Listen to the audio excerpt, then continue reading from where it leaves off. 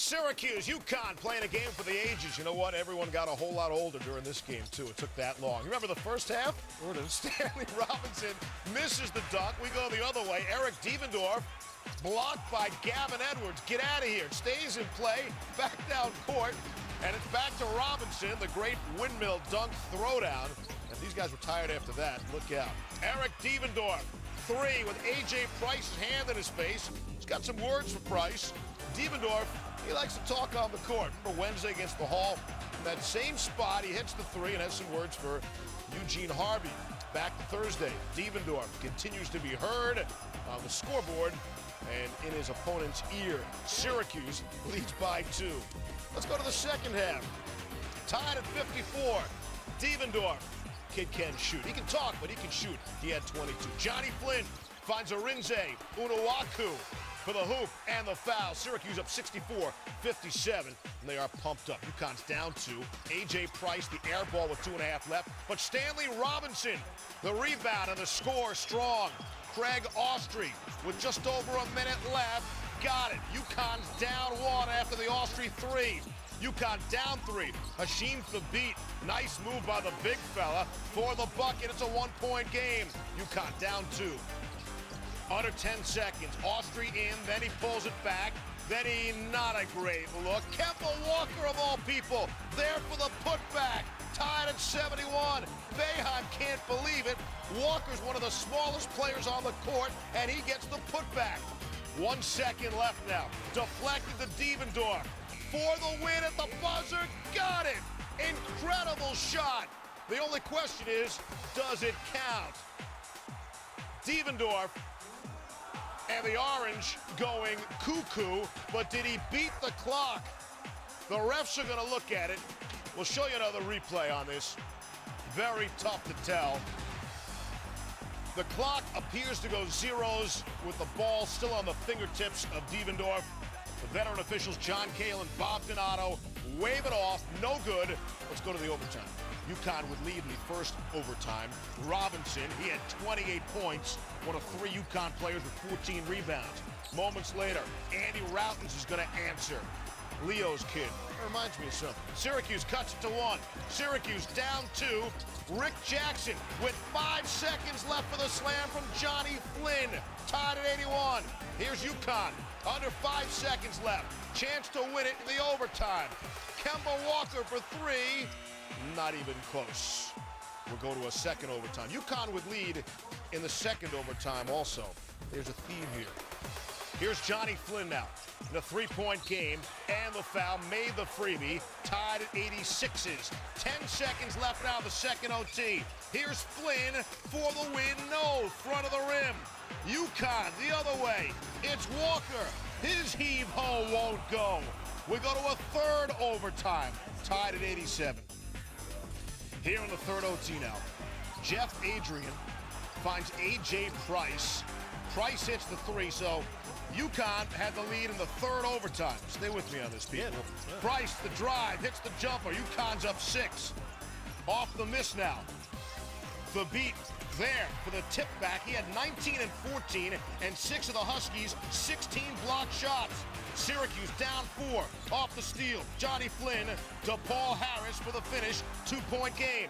Now, 1981 is the only previous triple overtime game in Big East tournament history. That's Leo Routens with the game-winning tip-in as Syracuse beat Villanova. So back to Thursday. That last name sound familiar? Leo's son, Andy Routens, knocks down a huge 3, tied at 98. Plenty of time left for UConn. A.J. Price with 6 seconds left and tied the third overtime. Misses. Adrian, a follow. He misses. We're going to go to a fourth overtime for the first time in Big East tournament history. UConn would have the lead, by the way, in the fourth OT. Yeah. But now, 16 seconds left, tied at 104. Price, no good. Routens, the rebound.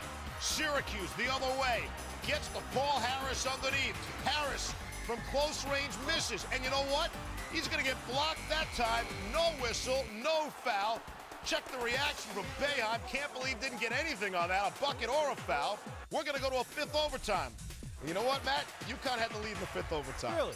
But right now, final seconds, tied.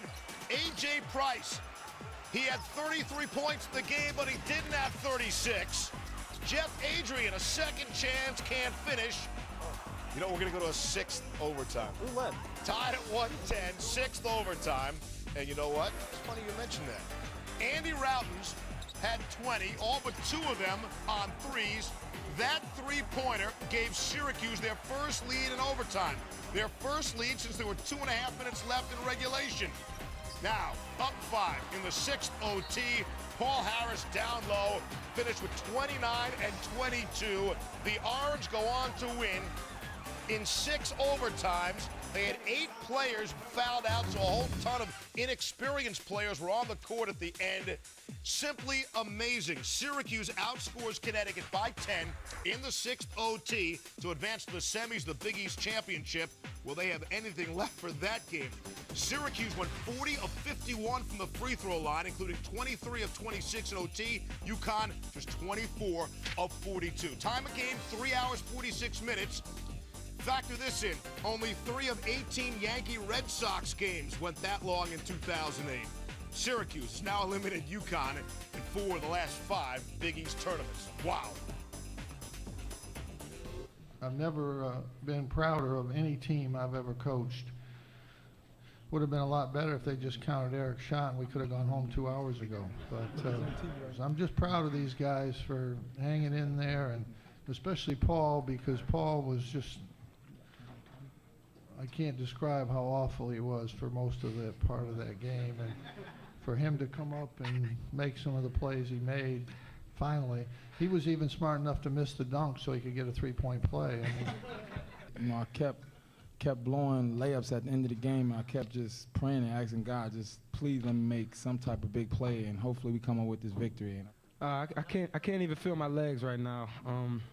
You know, it was a tough game. We battled it out. It's just great that we got the victory, but we got to turn around, you know, today and and get a big win over West Virginia. I can think of about 6 different times that I think we controlled or had either a lead or a chance to take the lead at the end of 4 or 5 of overtimes, and we found ways not to do that, and Syracuse found a way to win the game.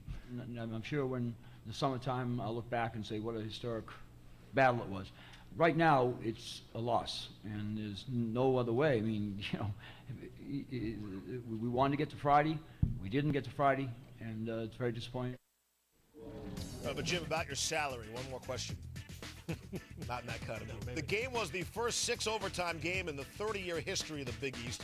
It fell just 5 minutes short of the longest game in the history of Division I. It was a 7 overtime contest between Cincinnati and Bradley in December of 1981. I believe I did the highlight for that game, too, on SportsCenter afterwards. I remember that. Another OT heartbreak for Jim Calhoun, now 0-4 all-time against SU in OT while at UConn.